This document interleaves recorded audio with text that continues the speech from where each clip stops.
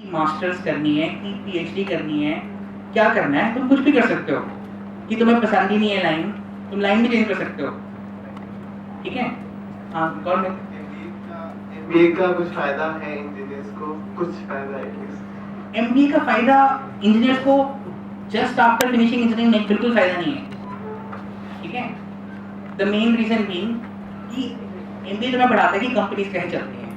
तुमने इंजीनियरिंग अभी पढ़ के हटे, जो इंजीनियरिंग में 4 साल पढ़ के हटे वो तो अप्लाई किया नहीं, नई चीज सीखने लग पड़े, उसका तुम कोई पीएचडी करने लग पड़ोगे। ठीक है, पहले जो चीज सीखी है उसको अप्लाई तो करो, कुछ साल एक्सपीरियंस तो गेन करो।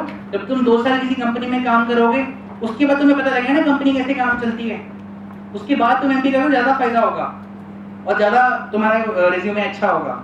इमीडिएटली एमबीए कर लोगे तो वो बिल्कुल बेकार, टाइम वेस्ट। समझ रहे हो ये? हाँ बोलो। गवर्नमेंट कॉलेज है, प्लेसमेंट होगी, अच्छी नहीं होगी। हाँ, ये सबसे बड़ा मिथ है। ठीक है, यूआईटी के ऊपर अगर तुम रिलायंट हो फॉर प्लेसमेंट्स, तुम्हें 4th ईयर में शॉक लगेगा। मैं अभी बता रहा हूँ, डोंट रिलाई ऑन देम। ठीक है, अपना रिज्यूमे खुद बनाओ और ऑफ कैंपस अप्लाई करो प्लेसमेंट्स के लिए। ठीक है। सर, ऑफ कैंपस कहते हैं कि जॉब मिलना रिस्क होता है, मुश्किल होता है off campus. Off campus job लेना मुश्किल होता है। ठीक है, ऑफ कैंपस में डेफिनेटली जॉब लेना थोड़ा मुश्किल होता है, बट अच्छी कंपनी में जॉब लगती है। यहाँ पे तुम घटिया कंपनी में जा रहे हो, समझ रहे हो? घटिया कंपनी क्यों आ रही है यहाँ पे? क्योंकि यूआईटी नया कॉलेज है, इतना पुराना कॉलेज होगा उतनी बढ़िया कंपनी आएगी। अगर तुम अभी आईआईटी में होते हैं ना, तो मैं कहता ऑन कैंपस ही लो, क्योंकि आईआईटी में सारी अच्छी कंपनीज आती हैं, बट यहाँ पे तो नहीं आती ना। ठीक है, the more languages you know the higher is the package. बिल्कुल गलत है ये मिथ। ठीक है, ये भी मिथ है, मिथ गलत नहीं है, ये मिथ है। ठीक है, ऐसा कुछ नहीं है। हालांकि मैं अभी काफी लैंग्वेजेस कवर करने वाला हूँ। ऐसा कुछ नहीं है कि तुम्हें 15 लैंग्वेजेस आनी चाहिए, 10 लानी चाहिए, या तुम्हें 5 लैंग्वेजेस आनी चाहिए। तुम्हें एक चीज ढंग से आनी चाहिए। ठीक है, आगे एग्जैक्टली तुम्हारा मतलब स्किल सेट कैसा होना चाहिए उस पर भी कवर करते हैं, आगे चलते हैं।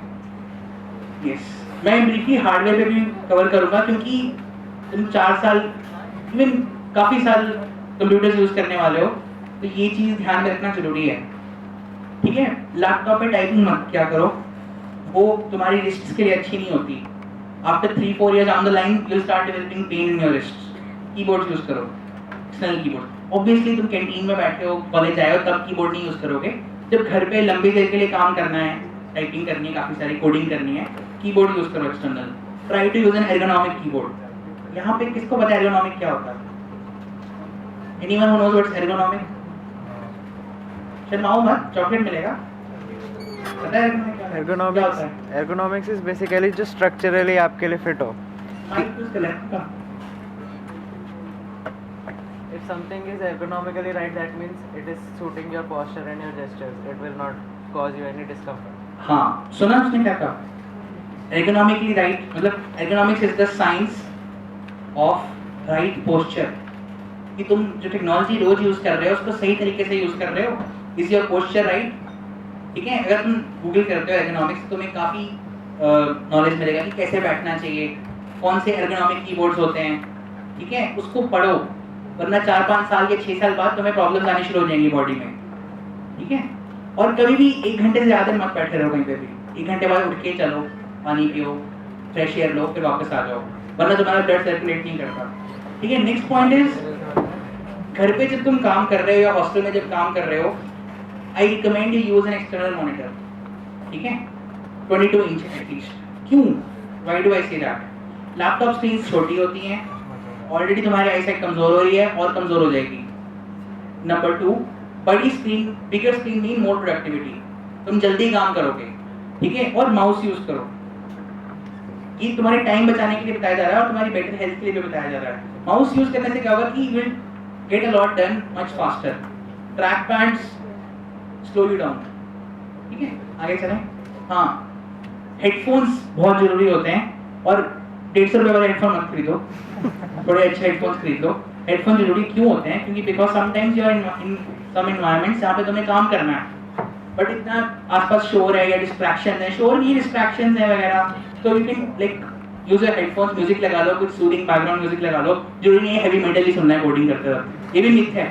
Coders love to listen to heavy metal, ऐसा कुछ नहीं है, ठीक है? कोई बांसुरी बूंसुरी बजा रहा है वो लगा लो, कुछ भी लगा लो जो तुम्हें अच्छा लगता है। बेटर रहेगा ऐसा म्यूजिक जिसमें वोकल्स नहीं है, इंस्ट्रूमेंटल बेसिकली। वोकल्स डिस्ट्रैक्ट करते हैं आपको, इंस्ट्रूमेंटल तुम्हें काम करेगा और you can focus on the project at hand, ठीक है? Fifth point is very important, most engineering students neglected. अब वैसे वो थोड़ी प्रॉब्लम सॉल्व हो गई है पीयू की वजह से, PU@campus वाईफाई आ गया तुम्हारे पास, ठीक है? You must have reliable and fast internet access. बिना इंटरनेट के अगेन तुम्हारा आधा दिमाग नहीं है, ठीक है? बिना इंटरनेट के तुम्हारी डेवलपमेंट नहीं हो रही है।